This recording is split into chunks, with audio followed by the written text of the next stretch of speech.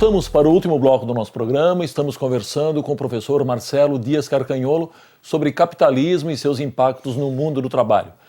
Professor Marcelo, hoje temos aí algumas tentativas de implementação de algumas estratégias de desenvolvimento, como as que estão em curso na Venezuela, no Equador e na Bolívia, e também, de certa forma, no Brasil, Argentina e Uruguai. Gostaria que o senhor falasse um pouco sobre cada um desses grupos de países, o que eles estão fazendo e a sua análise também sobre a chance de sucesso que essas estratégias estão tendo. Bom, eu acho que esse é um tema importante porque permite diferenciar, inclusive, as experiências de cada conjunto dos países. E a primeira coisa a colocar é o seguinte: durante os anos 90, com as reformas neoliberais, aprofundou-se o grau de dependência, mas foi uma tragédia. Crescemos pouco e concentramos renda e riqueza. Por que isso? Ainda que tenha ocorrido superexploração do trabalho nos anos 90, a apropriação dessa massa de valor a mais produzida se dava de maneira mais financeiro-fictícia e menos produtiva. E isso criava uma acumulação de capital travada, era o famoso crescimento voo de galinha. Gerava problemas externos e aí era obrigado a retroceder, e também impactos inflacionários. Quais são as alternativas colocadas, portanto, a essa estratégia neoliberal de desenvolvimento? E aí eu acho que tem diferentes níveis de contraposição à estratégia neoliberal. O primeiro deles, e no menor nível de confrontação, é o nível da política econômica. Ou seja, trata-se de inverter o mix de apropriação do capital, reduzindo a taxa de juros e aumentando a taxa de lucro do capital produtivo, para que com isso o capital seja implementado cada vez mais na produção, gerando emprego, crescimento e uma dinâmica interna. E isso tem uma exigência de política econômica. Você não pode simplesmente reduzir a taxa de juros, porque a redução da taxa de juros afugenta capital e aumenta a demanda, que se você não tiver um respaldo da oferta pode ter repiques inflacionários, é verdade. Então tem que ser um pacote de política econômica com controle de capital, o que afeta interesses, e com um amplo programa de investimentos públicos para gerar uma capacidade de oferta para que essa expansão na demanda não gere problemas inflacionários. Então esse é o primeiro nível de confrontação. Agora repara que esse nível de confrontação não mexe no aumento da superexploração da força de trabalho, que se mantém. Trata-se de uma mudança no mix de apropriação. Certo. Isso já tem um grau de confrontação, vai confrontar interesses grandes. Isso é o que se chama hoje em dia de estratégia neodesenvolvimentista, sem entrar propriamente nos termos do que é desenvolvimento, mas é o que popularmente se chama de neodesenvolvimentismo. Eu acho que nessa seara, com maior ou menor especificidade, podemos enquadrar Brasil, Uruguai e Argentina, e tem suas especificidades. O outro grupo, Venezuela, Bolívia e Equador, me parece que estão para além disso. Também se coloca uma política econômica alternativa, mudando o mix, mas o grau de confrontação é maior. Procura-se romper com as reformas estruturais da época do neoliberalismo, reduzindo o grau de abertura comercial, de liberalização financeira, liberalização cambial, inclusive do programa de privatizações, com programas de nacionalizações. Qual é o sentido disso? É tentar reduzir a massa de valor que é produzido internamente nessas economias e que vai ser transladado pelo grau de dependência para as economias centrais. Isso permitiria a essas economias reduzir o grau de superexploração da força de trabalho, ampliando a distribuição de renda e riqueza e dependendo mais de mercados internos. No caso do Brasil, um mercado interno brasileiro dá uma dinâmica de acumulação do capital. Economias menores, por exemplo, como Equador, Venezuela e Bolívia, que tem mercados internos menores, para eles a necessidade da integração regional, portanto com um mercado mais regional, é muito mais importante do que, por exemplo, para o Brasil. Muito bem, na linha do que o senhor já vem falando também, eu gostaria que o senhor explicitasse um conjunto de medidas econômicas, concretas, práticas, que poderia ser adotado, sob o seu ponto de vista, como alternativa à política econômica que nos mantém aí nesse eterno estágio de dependência.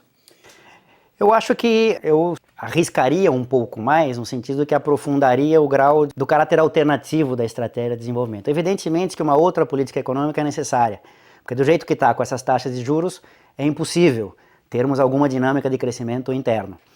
Agora, eu acho que meramente mudar o mix de política econômica também é pouco. Por quê? Porque se não mexermos no grau de dependência externa e, portanto, na necessidade de aumentar a exploração da força de trabalho, continuaremos tendo graus regressivos de concentração de renda e riqueza em uma região que já tem os maiores graus de desigualdade. Então, me parece que uma estratégia alternativa, além de uma outra política econômica, necessitaria construir um marco estrutural onde eu tivesse uma redução do grau de exploração da força de trabalho, permitisse uma maior distribuição da renda e riqueza, criasse um mercado interno e uma dinâmica de acumulação de capital internamente essas economias de maneira regional. Isso dentro de uma alternativa capitalista, para além do que se discute de alternativas de socialismo do século XXI, que alguns países se colocam, enfim. Bom, já que estamos falando aí, projetando o futuro, eu gostaria de saber a sua opinião sobre o futuro do capitalismo e o que a classe trabalhadora pode esperar daqui para frente. Bom, estamos entrando no terreno da futurologia, digamos assim, mas eu diria que o caráter cíclico desta crise, ou seja, resgatando o começo da nossa conversa, o capitalismo, para retomar um processo de acumulação de capital, ele tem que lidar com os problemas criados pela crise anterior. E os problemas criados por esta crise não foram resolvidos. Ou seja, o que o Estado fez de dar garantia ou dar liquidez, dar dinheiro para os títulos podres, na cabeça desses agentes financeiros, isso significa que o mercado está sancionando aquilo que eles fizeram.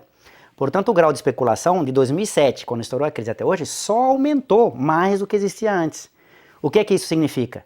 Que outra crise bancária vem aí. E vem mesmo. Eu não sei quando, se eu soubesse, de repente estaria especulando na bolsa. Mas que vem, vem. E isso tem os impactos que nós conhecemos. Do ponto de vista da classe trabalhadora, tenha nova crise, que vai ter ou não tenha nova crise, a questão é a mesma. Porque a saída do capitalismo para a sua crise é aumentar a produção de valor excedente para ser apropriado pelo capital. Ou seja, o ajuste, a conta desse ajuste da crise do capital, como sempre, quem tende a pagar são os trabalhadores. Os direitos trabalhistas estão em xeque nessa conjuntura mundial. Bem, o nosso tempo está terminando, mas eu deixo o senhor à vontade aí para fazer a sua conclusão. Bom, eu acho que para concluir nós temos que pensar a respeito de quais são as alternativas justamente para a gente tentar, se não sair da condição de dependência, pelo menos reduzir o grau de dependência. Nessa clivagem que costuma ser feita entre países subdesenvolvidos, periféricos, ou países desenvolvidos, países centrais, no fundo, do que se trata para tentar reduzir o grau de dependência, é ganhar autonomia nas decisões da estratégia de desenvolvimento de estrutura econômica e sociedade que nós queremos. Isso tem várias exigências, mas uma delas é que, como nós somos uma economia capitalista, nós precisamos, além da produção, nós precisamos da realização dos mercados. Economias maiores, que têm algum potencial de mercado interno, como a brasileira, podem pensar numa saída nacionalista. Mas mesmo essas economias maiores, com algum grau de desenvolvimento capitalista maior do que as outras, têm problemas numa estratégia nacionalista. O que eu acho é que uma perspectiva de integração regional de fato, contraposta à lógica neoliberal e de subordinação à dependência, cresce ou amplifica a possibilidade de sucesso dessas estratégias alternativas de desenvolvimento.